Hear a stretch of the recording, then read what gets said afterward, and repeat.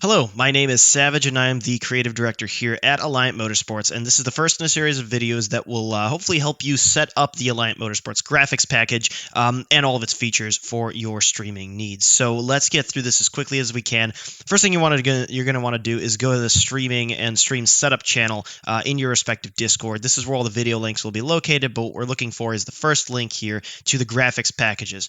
Click on that, and that'll take you to a Google Drive location where you will have the AM graphics package and the LNR graphics package, respectively, the most recent and up-to-date ones. So select one, right-click on it, download it. I will obviously already have it downloaded, so I'm going to go back into Streamlabs OBS, hit this gear icon on the bottom left of the screen, and go to Scene Collections. Here you can hit Import Overlay File and navigate to where you have these files. Select the right one. If you're doing LNR, obviously LNR, and vice versa with AM. Hit Open. Now, what's going to happen when you hit Open is it's going to open up this graphics package after loading it for a little bit. And you'll see all these scenes and all these sources in it, which is great. That's the easiest part done. Now, let's go ahead and go into some of the settings that are required for streaming properly. So first of all, for the purposes of the stream, right, normally you're going to want to be logged into your Twitch, your personal Twitch, and that is important to be able to use some of the widgets that we're going to be leaning on later in the series. But whenever you want to stream to Alliant Motorsports, you have to click this Stream to Custom Ingest button, then go back to that same post here. You can see the last link is Stream Key. Go there, and then it'll take you to the Stream Key channel. You copy this entire thing right here, all this live and all this nonsense, and you paste it into this bar here, and you can see that's where it's at. And that you're gonna just hit done with that, and whenever you hit go live, it'll actually stream to the AM channel instead of your personal. Let's go to output. In output, there are two modes, simple and advanced, and unfortunately, you have to make all of your selections in both of them, because what you do in simple does not transfer over to advanced, which is moronic, but that's just kind of how Streamlabs goes. Video bitrate is the kilobytes per second that you are streaming at as far as data density. So the bigger this number, the more crisp and clean the stream is. For 1080p 30 FPS, 6000 works just fine. You can see everything, but it still isn't too internet intensive. If your internet connection isn't great, then I would recommend moving this down to 5 or lower. Just do a few tests with this and determine what is right for you. Audio bitrate 256 is probably the way to go. Encoder, keep this whatever the default is for your system. Streamlabs will know what your system bottleneck is and, set this accordingly. So recording quality, I keep this same as stream, and this is important for replays. We will not go into replays in this video, but we will later. Replay buffer, same thing. We'll go into that in a different video. Then in advanced, this is where it gets fun. So for streaming, keep audio track to 1, keep the encoder the same. Then the bitrate, make sure this matches what you had in simple. Keep going down. Preset, this will depend on your system, performance, max quality, whatever. It depends on your specs. So do a few streams, see what makes you lag, and set a setting lower than that. Profile, same thing. I keep it on the default here. Then for recording, again, this will be mostly for the replays. We're not going to touch on this here. And then for audio, make sure to just select at least your first 3 tracks to be 256. Below that, you can keep them at 160 if you so wish, but that just determines audio quality depending on how many tracks you're using. Replay buffer, again, we're not going to touch that in this video. Audio, this is where it's going to be, it's going to depend on your system. There is going to be a video later in the series that'll show you how to split your Discord audio from the game audio, because by default, those two will be merged into one channel, and if you need to, for instance, mute your co-commentator, if you're going on an intermission or something like that, you will have to mute the game sound as well, which is not something sometimes you need to say something quickly off the mic, and that's not very helpful, but that setup is pretty advanced. So most of you will not be using that. And if you're not, then keep these both on default. Desktop audio device mic, and you can see them flickering here. Desktop mic, and if I were to, play some audio, it would actually play here.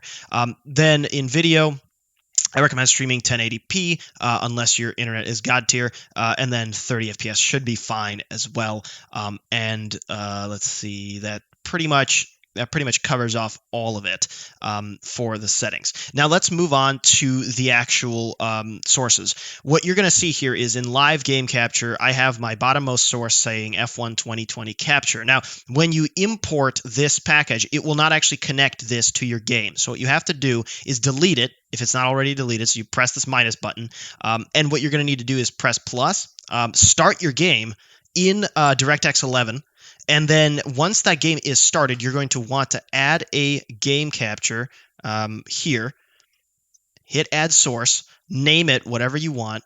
And then here in mode auto, change this to capture specific window and change the window. You'll see it in your list here. There will be an F1 2020 or whatever F1 you're playing, DirectX 11. Select that and then remove capture cursor and then hit done, right? And what it'll give you is this same thing that I have here. It'll be a different symbol because this is actually my capture card. I have 2 PCs for streaming, but it will be just a game controller, sort of like this, right? Game capture. Make sure to move this to the very bottom of your list. I'm going to just remove this from here because I don't want a duplicate, right? This is at the very bottom of my list. And then make sure that you're doing this, of course, in the live game capture scene. From here, select this, copy it, right? Either with Control C or right-clicking and selecting copy. Go to Race Intro 2. See, the game audio is playing, which is great. Or rather, it's the Race Intro that I'm going to mute. Paste it into here. Make sure it's at the very bottom. And then in Quality Intro 2, do the same exact thing. Paste it into the very bottom here, into F1 2020 capture. Okay, and that should cover that. Now, we're going to move on to volume and audio, and this is important. And a lot of this is trial and error. There is no real science to it, but I'll give you guys some starting values. So first of all, here are the I'm going to go through all these scenes and go through the volume settings that are that I use for all of the tracks. Now, some of these scenes use background music, such as the starting soon screen. You're going to want to make sure to dial this dial. I currently have it set to -6.5. You can see when you move it down, all the overall volume levels move down, right? You're going to want to dial it into somewhere in the yellow. You don't want it to be too low in the green because it's too quiet. You don't want to be in the red because it's peaking and distorting. Yellow is best for background music that is playing at full blast. Now, let's go. So Quality Intro 1, same principle. Right in the yellow. Now if we go into Race Intro 2, on the other hand, you'll see it starts out in the yellow, and then it's going to get quieter. Just like that, right? You see it gets quieter, and that is your cue to actually start speaking. So make sure to dial in the start of it in the yellow, but the rest of it should be somewhere in the green. It's actually still a little too loud, so I'm going to dial it down just a little bit. Or rather, this is game audio. I don't want to touch that. Let me go here. Race Intro BGM. Just like that. Maybe just a little lower. Just so that it's not too loud because I'll be talking over this, right? So the way you set up to be able to hear this, because you can hear this right now, right? And that does not come default. You have to go to this gear icon at the top right, and you have to set audio monitoring for that specific source. So this is the BGM, the background music track. You can select, for most people, monitor only will be fine. It'll send one channel to your headphones, and it'll send one channel to your default audio. You can actually see how desktop audio is flickering here, and that's perfect. Now, what I do, because I have my audio sources split, is I actually have both of these disabled, and I have them as separate sources in here. You can see Discord audio, microphone, and then game audio, all separate. Now, the reason the reason I'm making that point is that if you're splitting them up, you need to use monitor and output. If you use monitor and output, what that does is it sends the volume to your headphones, and then from your headphones, it duplicates that signal to your stream as well. And the reason that is bad if you're not splitting your audio is then you'll hear it twice, or rather your viewers will hear it twice. You won't.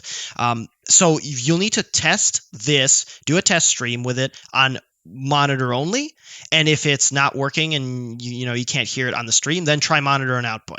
And that goes for all the soundtracks in Race Intro 2, Race Intro 1, Quality Intro 2, Quality Intro 1, Starting Soon Loop. Although Starting Soon Loop you could probably keep off. I don't have it on monitoring here because I don't actually want to hear it. I'm setting up the stream with my co-commentator, and I don't want this music blaring in my ears.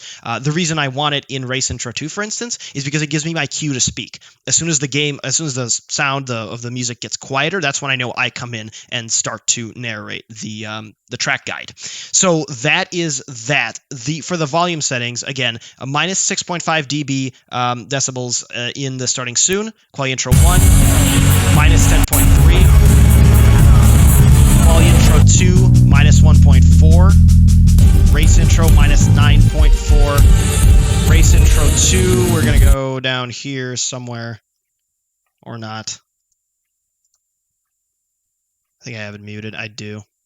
There. Minus 6.5. In post-stream loop, it's minus 12.5, no monitoring.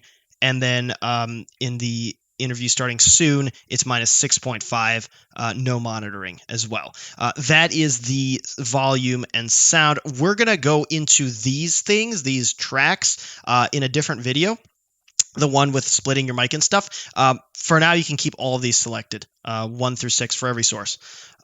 Let's move on now to transitions.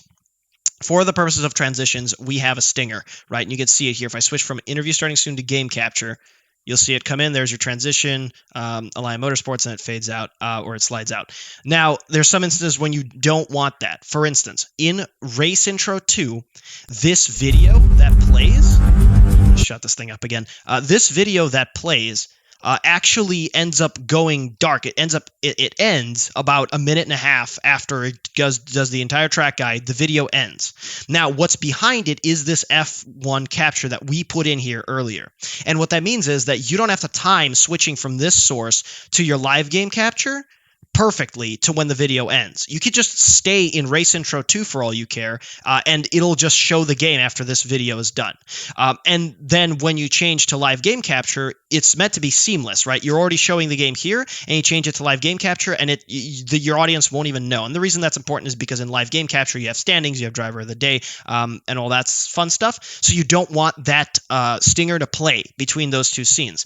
So, and the same thing goes for Quality Intro 2 and such. So if we hit this gear icon, you can see we have two transitions. One is the stinger. That's the one that, wipes across and you see AM and it wipes off and it transitions. This is just a cut. It just bluntly transitions from one to the other. But if they're the same thing, you won't know. So in connections, in the connections tab, the first 4 is what you're going to need to copy. Don't worry about the live champion animation. You won't be using that probably ever. So just copy these top 4. So what you do to achieve that is you see here Race Intro 2 to game capture. So you hit add connection. You set Race Intro 2 as your beginning one, and then game capture as your second one. Right now that's a duplicate, so it's going to give me a warning. I'm going to delete it. But that's how you set them up, each one individually, using this add connection button. And that'll be all good.